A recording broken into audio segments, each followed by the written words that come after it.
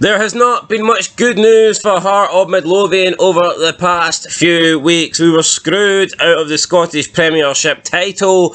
We then said goodbye to Lauren Shankland on a free. And we also, in my opinion, lost some key players, including Benny Beningame, who's left the club now after his contract expired. Cammy Devlin could also be on the way out. We have no idea what Craig Gordon's future is. However, a little bit of good news is Hearts are on the verge of signing Calvin Miller from Falkirk. Welcome back, guys, to Son of Scotland TV, and I'd be really happy with the signing of Calvin Miller. I thought he had a great season last year for Falkirk. As good as they were, he was definitely one of the standout players. I believe he got the most assists in the league as well, and if we bring him into Hearts, then I think he can be a valuable player for us next season as we once again hope to challenge for the title. But we have lost a few key players. I do think we need improvements as well out in the wing.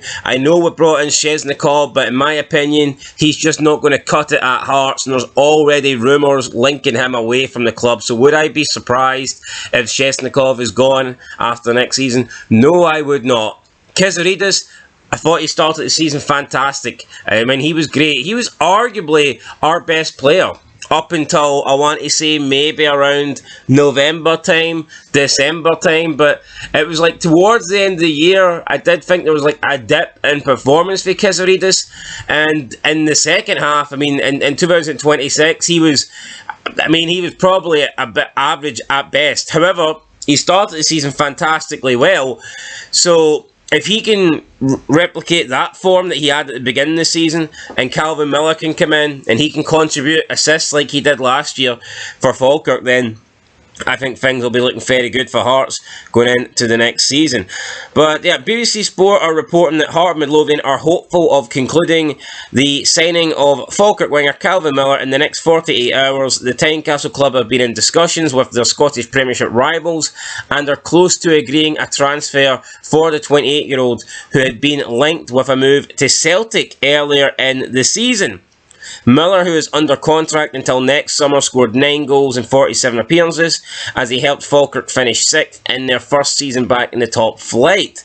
The former Scotland youth winger has played a pivotal part in the Bairns' back-to-back promotions from League One to the Premiership, and I would be very happy if we got him in. Now, we already signed Josh McPake from St Johnstone. That deal was agreed last year, or I think it was last year or at the beginning of this year. So either way, that is another player that we've got coming in. And yeah, I'm excited to see how Hearts are going to look going forward this season. We do need to improve the squad. We do need to bring in players to replace the ones that have left. But there's going to be no bigger replacement job than finding a striker up top to replace Lauren Shankland. I know we have Claudio Braga, but honestly, he is the only one up front that I'm really confident in. I think Kibori is probably the best of a bad bunch when you look at the rest. However, we do have James Wilson coming back to the club. I would put James Wilson, based on what I've seen, I would put him above Mato. I'd put him above Kabangu.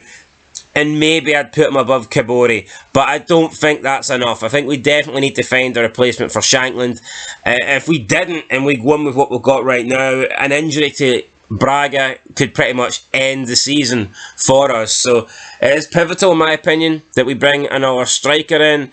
I'm hoping that Hearts and Derek McInnes are already on the look for one. I'm sure that Jamestown Analytics are trying to find one. They did come out.